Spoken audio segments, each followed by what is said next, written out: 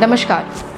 अपनी कार्यकुशलता के बल पर देश विदेश में परचम लहराने के लिए और समाज में कुछ उत्कृष्ट योगदान के लिए भारत सरकार हर साल कुछ खास लोगों को पद्मश्री अवार्ड से सम्मानित करती है। पद्मश्री अवार्ड एक ऐसा सम्मान जो सर्वोच्च नागरिक सम्मान की श्रेणी में आता है, लेकिन उनमें से एक है। अगर हम इस श्रेणी की बात करें तो भारत रत्न सर्वोच्च श्रेणी में आता है, उसके बाद पद्म विभूषण, पद्म भूषण और अंत में पद्मश्री सम्मान।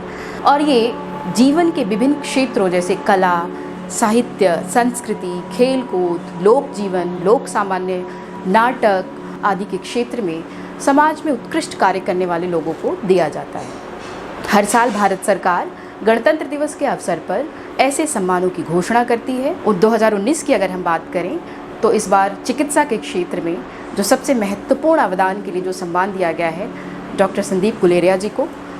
हम इस श्रेणी में, चूँकि हम पुस्तक के फॉर्म में इस पूरी पुस्तक का संकलन कर रहे हैं, न केवल पुस्तक के फॉर्म में बल्कि डिजिटल फॉर्म में भी पद्मश्री सम्मान प्राप्त करने वाले सम्मानजनक नागरिकों को एक डिजिटल फॉर्म में समेट रहे हैं। आपको बताते चलो कि इतिहास में डॉक्टर राजेंद्र प्रसाद को, जो तत्कालीन राष्ट्रपति थे, उन्होंने इस सम्मान की आधारशिला रखी थी और उसके बाद से 1952 के बाद से ये सम्मान देने की प्रथा की विधिवत शुरुआत हुई। तो आज की इस कड़ी में, आज की श्रृंखला में हम बात करेंगे चिकित्सा के क्षेत्र में अतुलनीय काम करने वाले डॉक्टर संदीप गुलेरिया जी से, जिन्होंने अपने कार्य से न केवल देश में बल्कि विदेशों में भी परचम लहराया है और चिकित्सा विज्ञान के क्षेत्र में अभूतपूर्व उपलब्धियां हासिल की है।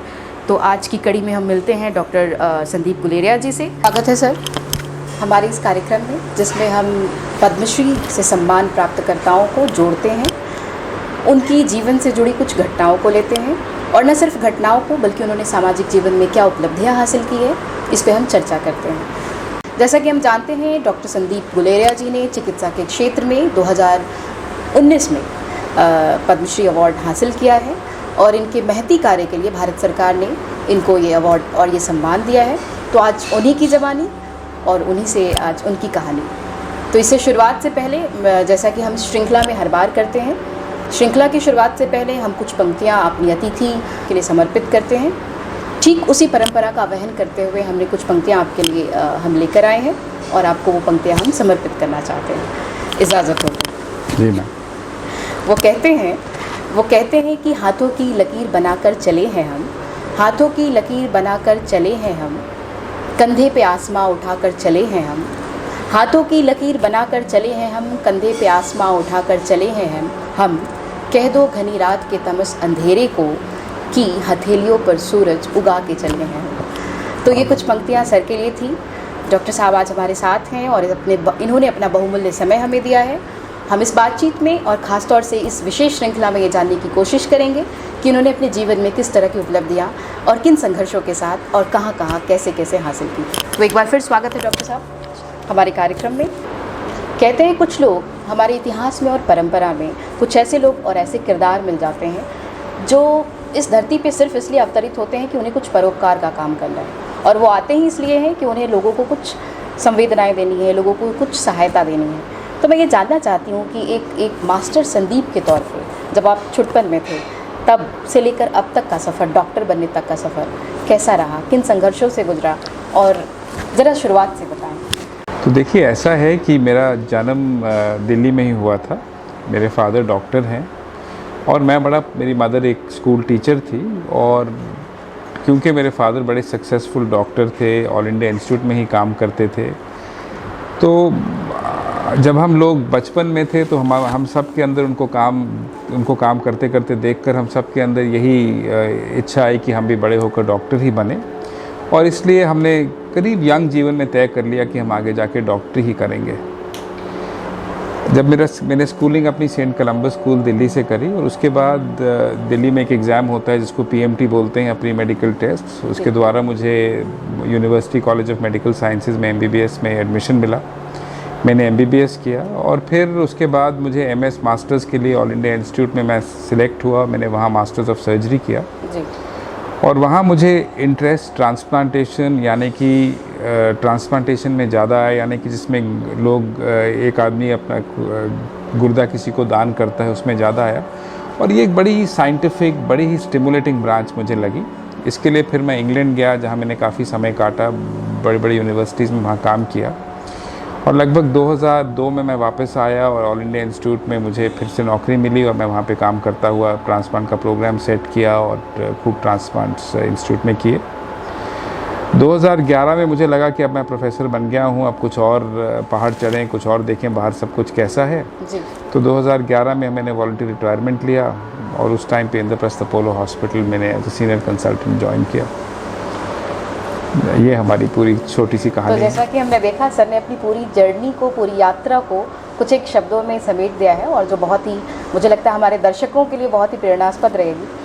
मैं ये जानना चाहूँगी कि आप चूँकि सीनियर कंसल्टेंट हैं, अपोलो से जुड़े हुए हैं, और आपने किडनी ट्रांसप्लांट को लेकर काफ़ी कुछ किया है, शोध भी किया है, रिसर्च भी कर रहे हैं और लगातार काम करते रहे हैं। भारत में इसका क्या भविष्य देखते हैं? तो देखिए, ऐसा है, आप ये सोचिए कि हर साल लगभग 1 लाख लोगों के किडनीज फेल होती हैं जी। और ट्रांसप्लांट सिर्फ 8,000 से 10,000 लोगों का होता है। अगर आप 100 लोगों को लें जिनके गुर्दे ठीक नहीं काम कर रहे हों और आप उनको बोलिए कि आप डायलिसिस पे रहिए या आप ट्रांसप्लांट कराइए, तो इसमें कोई दो राय नहीं है कि जहाँ तक आज हमारी समझ है, आपके लिए बेस्ट ऑप्शन ट्रांसप्लांट है। आप नॉर्मल जीवन व्यतीत करेंगे, आप काम कर पाएंगे, आप अपने परिवार के लिए पैसा कमा पाएंगे, शादी हो जाएगी, बच्चे हो जाएंगे। तो भारत के लिए इसमें बड़ा ब्राइट फ्यूचर है, क्योंकि इतनी ज़्यादा आबादी है।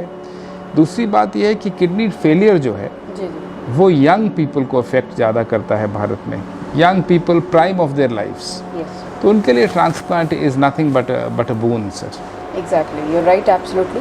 और जिस तरह से हमारे देश में प्रदूषण की समस्या जो बढ़ती जा रही है, और कुछ एक ऐसी समस्याएं जो खासकर अभी हमने महामारी के तौर पे देखा, महामारी के पैंडेमिक एज में जिस तरह से अनएक्सपेक्टेड चीज़ें हमारे सामने आई, तो एक थ्रेट है हमारे देश के लिए, हमारे देश के लोगों के लिए, और हमारे एक वायुमंडल से रिलेटेड जुड़ी हुई, जलवायु से जुड़ी हुई समस्याएं हैं। उस पर क्या कुछ कहना चाहेंगे?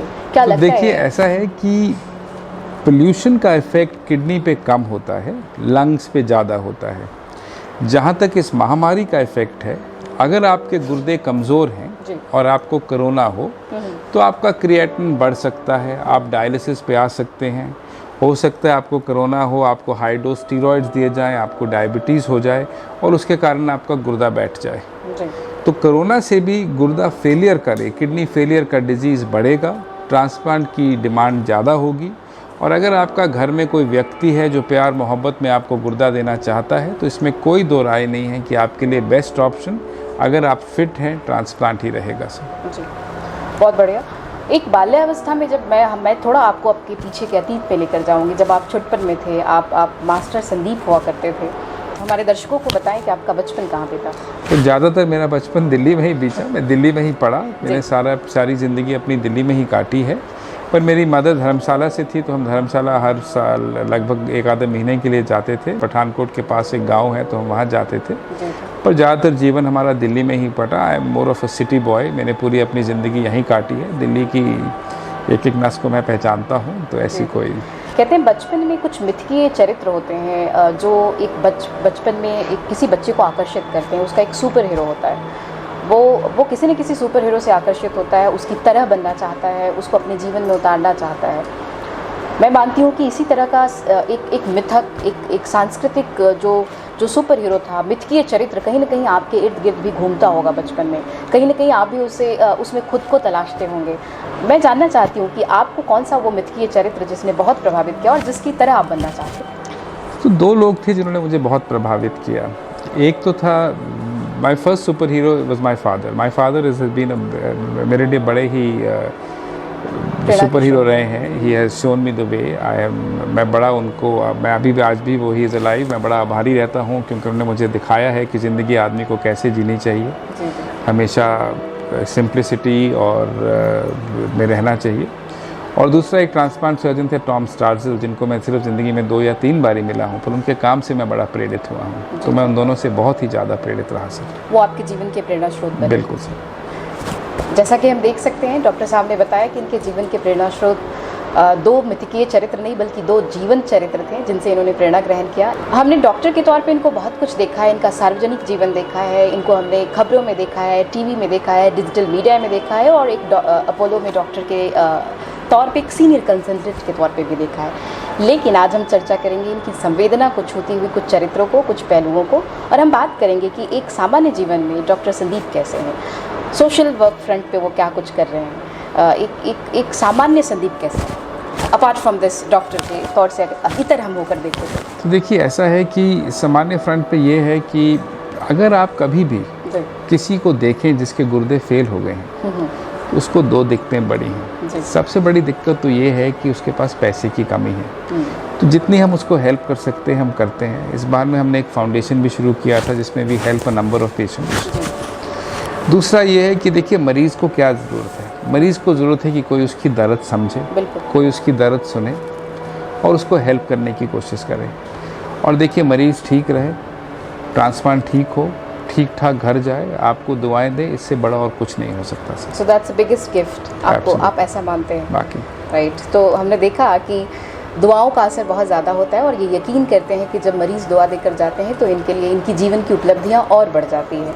खैर, आपने कॉमिक्स भी पढ़े हैं, बचपन आपका दिल्ली में बीता है, और चूँकि महानगरीय संस्कृति में आप पले बढ़े हैं, सवाल एक सीधा और छोटा सा भी कि महानगर में रहते हुए आपका जन्म स्थान कांगड़ा है और आप हिमाचल से आते हैं, आपका गांव अभी भी कुछ बुनियादी सुविधाओं से मरहूम है जैसा कि हम पाते हैं, तो क्या कुछ कर रहे हैं, क्या कुछ करना चाह रहे हैं कि वहाँ तक वो बेसिक सुविधाएं पहुँचे ताकि वो लोग भी लाभान्वित हो सकें? तो देखिए बहुत साल पहले जब हम जाते थे गांव में तो वहाँ पे टॉयलेट नहीं था, हम लोग सब पानी लेके टोकला लेके खेतों में जाते थे। पर अब समय के साथ वो सब बदल चुका है, गांव में पानी आ गया है, लोगों ने खूब तरक्की करी है, टॉयलेट सिर्फ काम, पठानकोट एक बड़ा शहर हो गया है तो हॉस्पिटल पठानकोट में आ गए हैं। तो समय के साथ देश ने, गांव ने और छोटे छोटे शहरों ने भी बहुत ज़्यादा तरक्की करी है, तो ये सब तरक्कियां अब आ गई हैं, इसमें कोई ऐसी वो नहीं है। जी बिल्कुल। हम ये जानने की भी कोशिश करेंगे कि इन्होंने अपने जीवन में, निजी जीवन में इनकी दिनचर्या कैसी होती है। तो चूँकि आपके ऊपर काम का दबाव है, आप काफ़ी व्यस्त रहते हैं सारे दिन, मरीज़ों की देखभाल, उनसे मिलना, उनकी केयर करना एंड उनकी केस स्टडी करना। So apart from all this, इन सारी चीज़ों के बाद आपके पास खुद के लिए कितना वक्त मिलता है और कैसे उसको आप थोड़ा दिनचर्या के बारे में? ये तो बात आपकी बिल्कुल सही है। तो मुझे दो चीज़ें बड़ी पसंद है, एक तो मुझे सबसे बड़ा पसंद है किताबें पढ़ना और एक थोड़ा ओल्ड हिंदी म्यूज़िक सुनना। हम उस पर भी आएंगे। तो यही हमारे दो शौक़ हैं। पर ये है कि आजकल तो हम देखिए 9 साढ़े 9 बजे घर से निकलते हैं, 8:30 9 बजे घर वापस आते हैं। तो आप जब आपके 12 घंटे हॉस्पिटल में कट गए तो उसके बाद आपके पास अपने लिए टाइम कम रहता है। जी जी। पर ये ज़रूर है कि जैसे मैंने कहा, ट्रांसप्लांट जो है वो एक बड़ी पैशनेट स्पेशलिटी है। इसमें 2 जीवन इन्वॉल्व हैं। एक आदमी अपना गुर्दा अपने बेटे को दे रहा है या माँ अपने बेटे को दे रही है, वो चाहती है कि वो ठीक रहे, बेटा ठीक रहे, और आपको इस सब चीज़ को बैलेंस करना पड़ता है। आपको ये देखना है कि वो भी खुश जाए, सब ठीक हो, और ये भी आपको मानना पड़ता है कि हर चीज़ आपके हाथ में नहीं है। आप अपनी जान लगा सकते हैं, आप एक टांग पे खड़े हो सकते हैं, उल्टा टंग सकते हैं, और ऊपर वाले के सामने आपकी नहीं चलती। You can only do your best. पर ये ज़रूर है कि अगर आप अपना बेस्ट करें तो काफ़ी बार आप सफल हो जाते हैं। So we have to give our 100%, right? Absolutely. हमें अपना 100% देना चाहिए। सर ने इस बात पे फोकस किया है